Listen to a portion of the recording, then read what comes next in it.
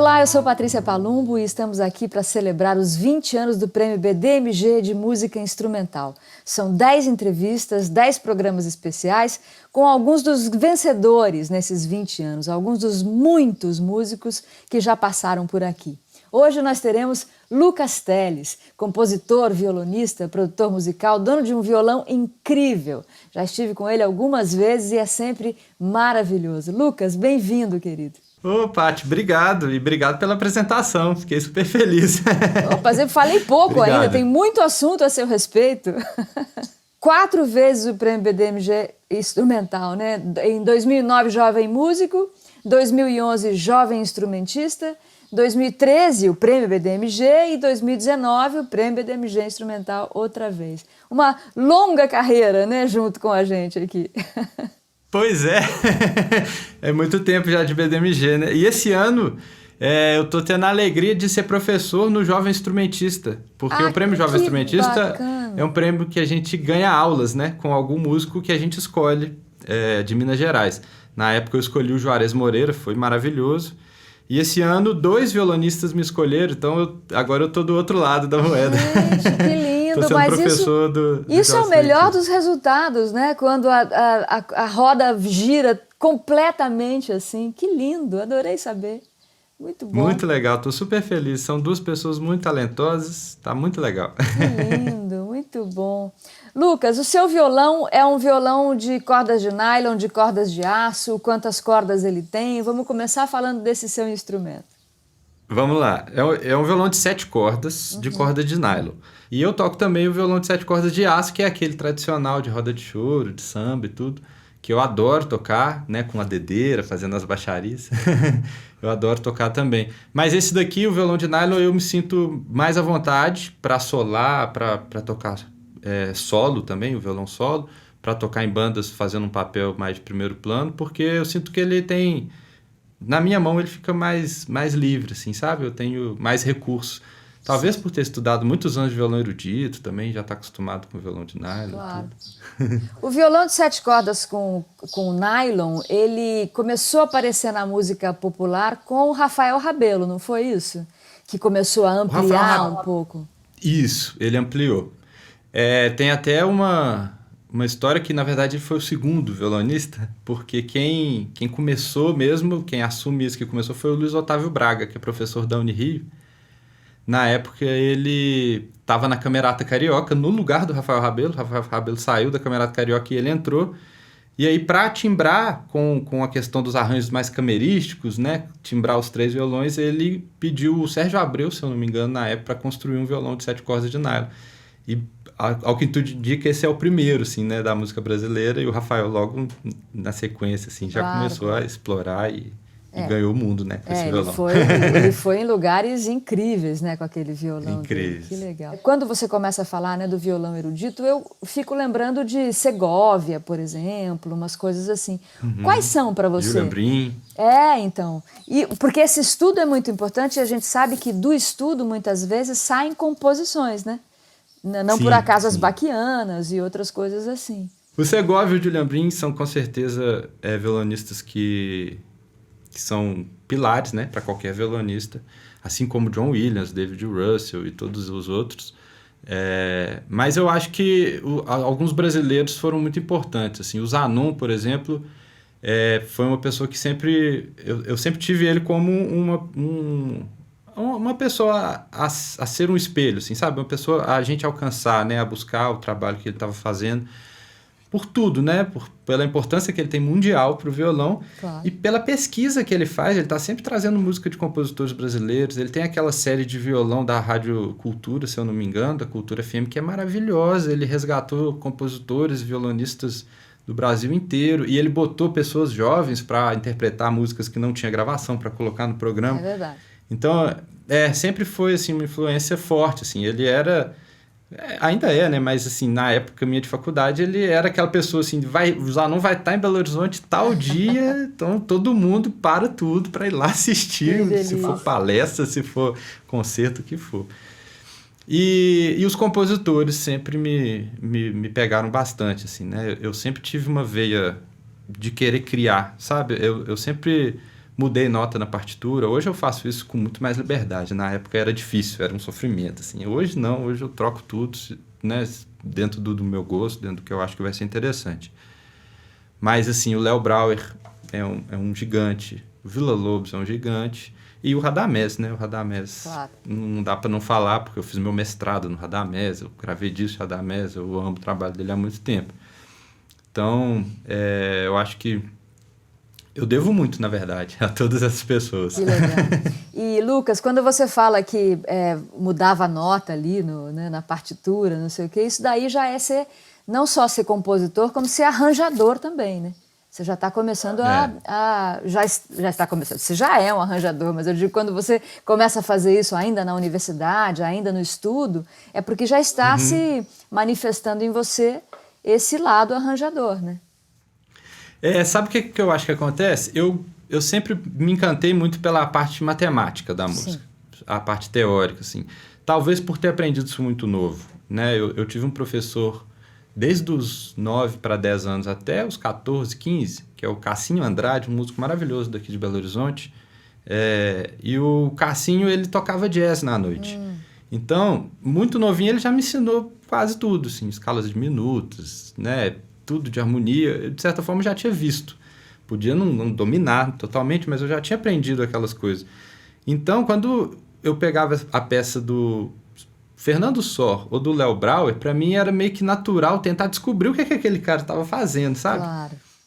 E aí, enquanto eu estou tocando, enquanto eu estou estudando, isso eu tenho até hoje, eu tenho até que tomar cuidado com isso, aqueles elementos, aquelas coisas, né, aqueles materiais musicais, eles começam a me incentivar a procurar outros, sabe? Você compõe. Então, enquanto eu lembro de estudar Fernando Soria e começar a trocar, assim, falar, mas e se a cadência for para cá, e se for um outro acorde, e começar a inventar coisa por cima, e às vezes até tocando eu tenho essa vontade, sabe? E isso me atrapalhou muito no violão, dito que eu tinha que concentrar, se eu tenho que tocar daquele jeito que eu estudei.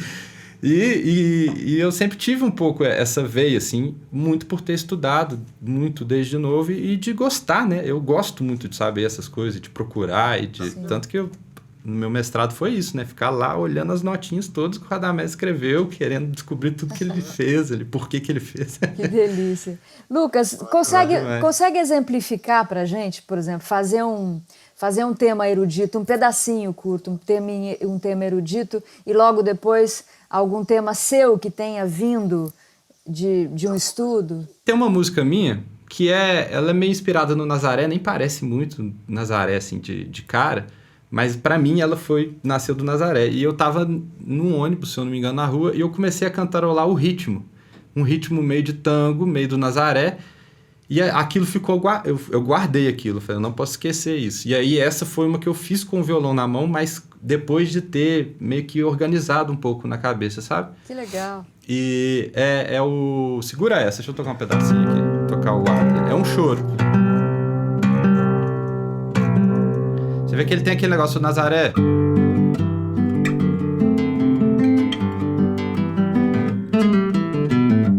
Né, tem isso. Então...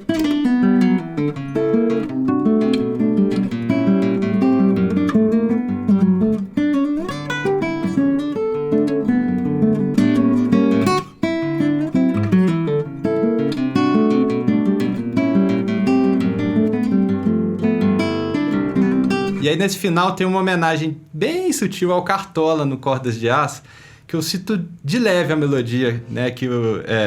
Quando ele faz...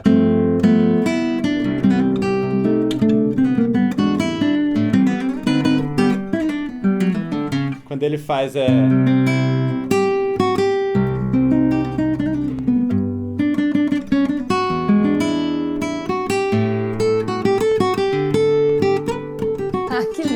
Então tem uma brincadeirinha ali com o Cartola também. Na madrugada iremos para casa cantando e aí no final volta pro choro de novo. Que coisa linda, né? Volta de novo pro Nazaré. Muito E tem uma outra música minha também que é muito inspirada no erudito, mas não em uma peça específica. Essa tem uma história legal. Eu escrevi essa música no celular, olha que coisa. E não era, eu acho que nem era smartphone ainda. Eu escrevi no texto, sabe? Caramba. Foi o seguinte, eu tava já com vários elementos perdidos, assim, de uma música que eu tava com vontade de fazer. Essa participou do primeiro prêmio, 2013. E aí eu tava sentado, acho, numa fila de espera de alguma coisa, não sei se era médico, alguma coisa. E aí eu comecei a organizar aquele negócio. Falei, não, tem essa parte, essa combina com essa combina com essa. E aí, de certa forma, ela não chega a ser uma sonata, mas eu estava estudando muito sonatas na época. Estava analisando umas sonatas do início do século XX, que elas têm uma liberdade um pouco em relação às sonatas do período clássico, né? Elas não são tão amarradinhas na forma. É mais a intenção de elaboração e de ter um motivo A, um motivo B e tal. E aí eu meio que organizei com essa influência.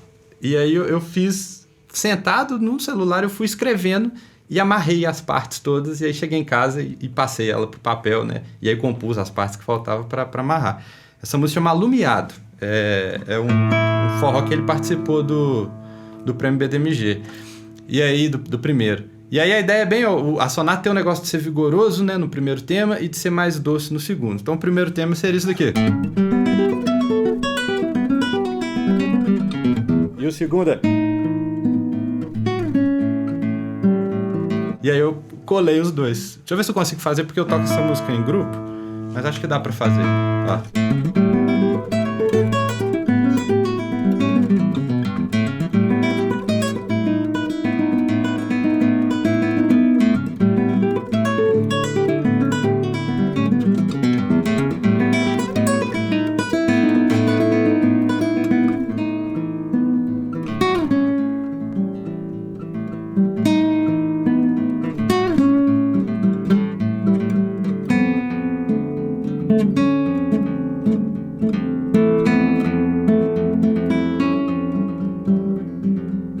E aí vai embora. Maravilhoso, Lucas. Mário de Andrade ficaria orgulhosíssimo de você, dessa brincadeira toda, né? De você fazer essa amálgama, né? Entre coisas tão distintas, um forró e uma sonata. É divino, porque tem o Allegro, né? A princípio, depois o Manontropo, logo na sequência. Sim. Maravilhoso, uma delícia, uma delícia. Que legal, que legal. Muito bom, muito bom. Você tem 2 prêmios BDMG Instrumental, 2013 e 2019. Nas 2 vezes você foi ao Sesc Instrumental depois se apresentar.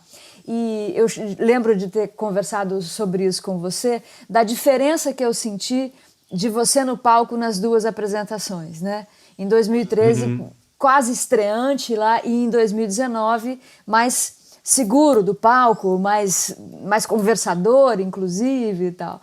Conta pra gente aqui a importância desse prêmio para o teu desenvolvimento, para o desenvolvimento da sua carreira. Não só como músico, instrumentista, né, o compositor, arranjador, mas nessa coisa do performer mesmo, de você estar se apresentando.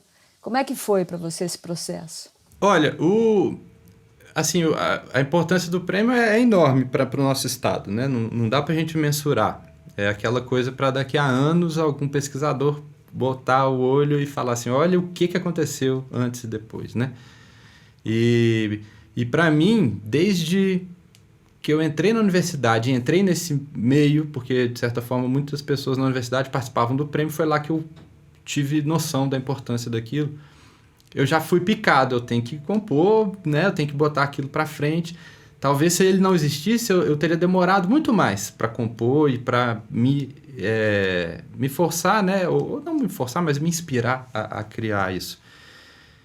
Bom, e aliado ao prêmio tem o fato da gente ir no Sesc Instrumental, que isso daí é um privilégio que nós temos aqui em Minas Gerais. Eu tenho vários amigos em São Paulo que já comentaram o quanto é difícil para eles conseguir uma data no Sesc Instrumental. E a gente tem 4 músicos mineiros todo ano, né, tocando no Sesc Instrumental. Eu tive a honra de estar lá outras vezes, né? A gente se encontrou com outros músicos e é sempre assim, é quase que o evento máximo que a gente tem durante um bom período, né? Ir lá tocar, participar de uma produção tão incrível e num palco que já passaram os maiores músicos brasileiros e vários estrangeiros também, né? E muitos já passaram mais de uma vez, inclusive. Então, essa honra é muito grande. E, para mim, o prêmio está aliado a isso, de certa forma. Então, a primeira vez que eu fui, foi aquele momento meio de jovem, assim, né? Muito deslumbrado, foi muito importante. Eu lembro do Proveta ter participado. E a gente se conheceu no dia, Uau. um pouco tarde, porque ele veio de uma viagem, assim, ele chegou em cima da hora, já passou som ensaiando. Foi, assim, incrível, e aquela paz, né? Ele conversando, foi tudo meio mágico, assim. O segundo já foi exatamente o que você falou, uma coisa muito mais consciente, mais madura, sabe? A escolha dos músicos para tocar comigo, a forma de compor as músicas, a escolha da Leia, que é uma musicista que me inspira há muito tempo. O trabalho dela do Vento em Madeira é uma grande referência para o meu disco Outono, que é o disco que participou do prêmio, né? As músicas do disco eu usei no prêmio.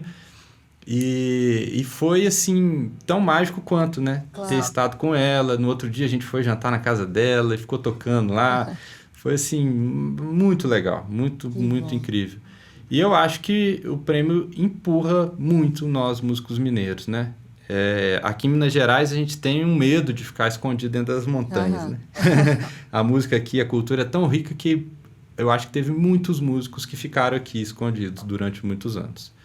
E o prêmio, de certa forma, ele está impulsionando a gente para fora das montanhas, Claro. né? Ele está mostrando, ajudando a gente a dar vazão, assim, para tudo que a gente tem para mostrar. Que bom, que delícia.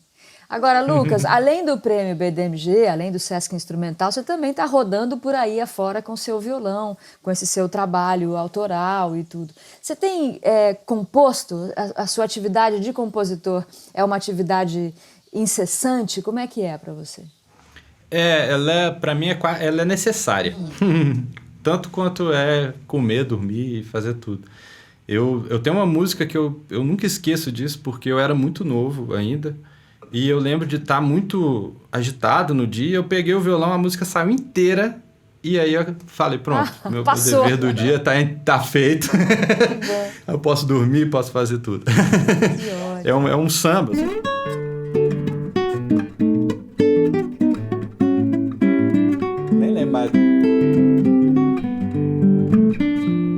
Enfim, tem muitos anos isso. Mas eu tenho essa necessidade mesmo. É quase aquela coisa que a gente gosta muito de fazer e sente por algum motivo que é meio que um dever fazer, sabe? Um dever bom, assim. Sim. Então, por exemplo, agora na quarentena já tinha um tempo que eu não compunha... compunha assim, sentar e falar, vou compor, né? Era sempre aquelas coisas meio perdidinhas, assim.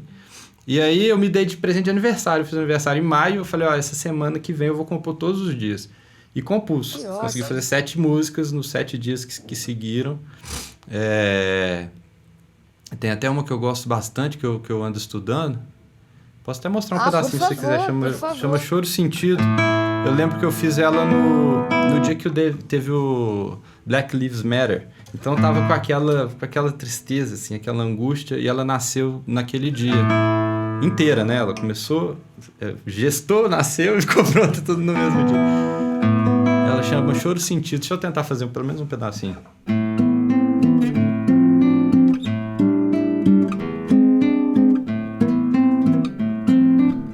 Opa!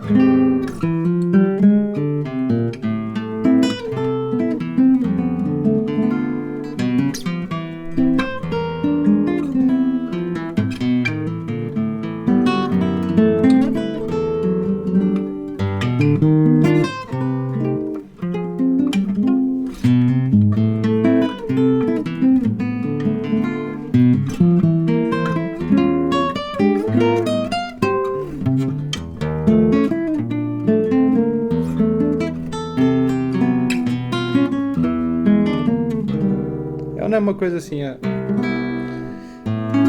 Eu ainda preciso colocá-la mais na mão. Ela tá pronta, mas... Sim, mas como é lindo o violão brasileiro, né? Você estava aí fazendo esses acordes e eu lembrei do Garoto.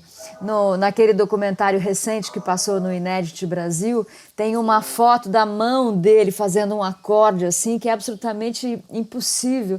E do Roberto Menescal falando que a senha, o Roberto Menescal e o Carlos Lira, a senha nas rodas da Bossa Nova para saber se você era um cara bacana e descolado era você começar a tocar um tema do Garoto, tipo Duas Contas ou Gente Humilde. Tipo, esse cara toca pra caramba. Esse aí sabe que tá... Esse aí sabe. Nossa, o Garoto é nosso mestre, né? A gente tem até eu não sei quem que tem uma entrevista que fala que a gente deve tudo a ele, né? Eu vi esse documentário, fiquei super emocionado. Nem dormi direito no dia de tanta energia, assim, que foi. Eu achei fortíssimo. E o garoto é tudo, né? Eu já me debrucei muito sobre a música dele, muito mesmo. Eu até cheguei, ele lá comenta sobre o concerto, né? O concertino número 2, que foi que o Radamés fez pro garoto. E eu estudei esse concerto inteiro. Eu não cheguei a tocar ele com orquestra, infelizmente, mas eu estudei ele inteiro, toquei com a Luísa, porque existe uma redução para piano, que o Rafael gravou com o Radamés. A gente tocou desses movimentos. E a obra dele, parece que ela tá o tempo todo com a gente, né? Todo violonista depois dele é filho dele, de certa forma. E não é datada, né, Lucas? Não é uma obra que tenha a ver com o tempo dele somente, né? Não. É uma obra que tá aí, é totalmente clássica, né? E eu amo, assim, muito, assim, essa música da década de 50 brasileira. Para mim é a época que mais me encanta, assim, durante muitos anos, é a década de 50, final de 40 e a década de 50 inteira. Eu sinto que na história tem vários momentos, assim, de transformação, e às vezes a hora que a coisa consolida, até perde um pouco a graça, sabe? Sabe aquele momento ali, final do barroco, início do clássico, o povo chama de rococó? Você vê, as pessoas não sabiam o que elas tinham que fazer, porque não é mais barroco, mas também ainda não era o clássico. Sim. A década de 50 é isso, não é mais o samba do 30, né?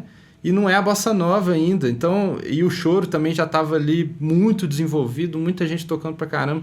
Então, Luiz Americano, Radamés, Garoto, o próprio Pixinguinha, o próprio Jacó do Bandolim, todo mundo nessa época estava fervilhando, assim, fazendo muitas coisas e procurando, claro, né? Descobrindo. Faz pra gente alguma coisa que remeta a essa época, assim, alguma coisa...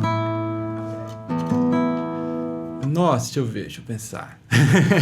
Um garoto, de repente, se você tiver ele fácil na cabeça, ou uma coisa sua que tem inspiração. Acho que o garoto sempre sai alguma coisa. Vou fazer uma do garoto, que eu adoro.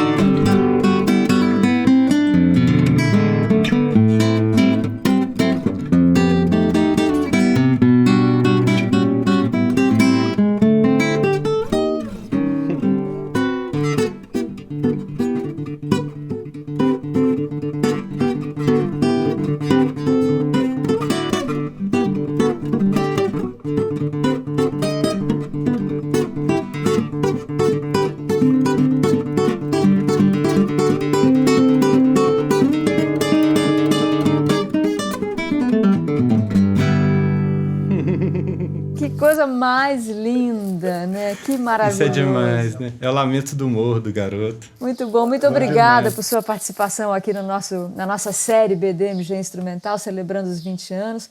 Lucas ganhou 2 vezes o prêmio BDMG Instrumental e antes disso já tinha, pelo BDMG Cultural, ganho Jovem Músico e Jovem Instrumentista. Vai se inscrever brevemente também, né? Aliás, é capaz de começar a chamar para ser... O artista convidado, né? A parte do prêmio. Quem dera. Tomara, muito, né? Tomara, vai ser ótimo. Quantos anos já de violão, Lucas? Desde os 8 de idade você tem? Nossa, tô com 30... Quanto que eu tenho? 32, eu acho. Eu sou de 88, tô com 32. Só a vida toda? A gente até esquece a idade. A vida toda, né? Muito bom. Nossa, nunca fiz essa conta. 24. 24 anos, é isso? Sei lá, 24 mas anos de violão. assim resume bem, é só a vida toda. Eu não consigo nem pensar, eu nem sei o que é não tocar, não pensar em música. Claro. Minha vida sempre teve música, né, de certa forma. Claro que criança era uma brincadeira, né, não era tanto quanto depois, mas sempre tinha, o violão sempre estava ali, sempre era um companheiro, né, que está ali o tempo todo. Muito bom. A hora que eu quero... Meus pais são separados, meu pai mora no Rio e minha mãe mora em Belo Horizonte. Então, durante minha vida toda, eu viajei para o Rio para passar fim de semana, passar férias. E eu não lembro, juro para você que eu não lembro de eu no ônibus sem o violão. Ah, que ótimo. Porque era tão natural, assim, o que eu fazia para viajar? Pegava minha mochila, botava minha roupa, minhas coisas e pegava o violão. Era assim, podia talvez esquecemos, mas o violão ou a guitarra, Genial. muitas vezes foi a guitarra. E às vezes ia até o amplificador, eu tinha um amplificador que levava no ônibus comigo. A gente tem falado muito aqui nesses encontros para a celebração do prêmio dessa intimidade do músico com o seu instrumento. O quanto isso faz diferença, né? Porque quanto mais você toca, obviamente, melhor você toca. Quanto mais íntimo, né, da sua ferramenta, vamos dizer, melhor você usa ela. Mas ainda há quem diga, e não é a viola, é o violeiro. Né? É verdade. Mas ele tá aqui ajudando, Opa, né? Companheirão. Tá no colo, né, Lucas? Tá no colo. O violão, e é bonito isso do violão, né? A gente abraça ele, né? Sim. Ele tá aqui junto, né? De certa forma, é uma coisa muito... tá aqui no coração, né? Ele tá pulsando junto aqui. É muito, muito bonito. É uma caixa grudada na outra. Querido, muito obrigada. Muito obrigada. Foi um prazer estar com você mais uma vez. Agradeço muito. Para mim é uma honra estar aqui. Eu adoro você, adoro conversar com você. É sempre papos muito interessantes, né? Muito inteligente. E a gente vai para vários lugares. Olha quanta coisa a gente falou hoje, né? E o BDMG eu devo muita coisa, né? Adoro todo mundo lá, a Betinha e tudo que eles estão fazendo há tantos anos por nós, músicos mineiros. É verdade. Então, muito obrigado mesmo. Muito obrigada, querido. Fiquem com a gente. Estamos aqui celebrando os 20 anos do Prêmio BDMG de Música Instrumental. Até a próxima.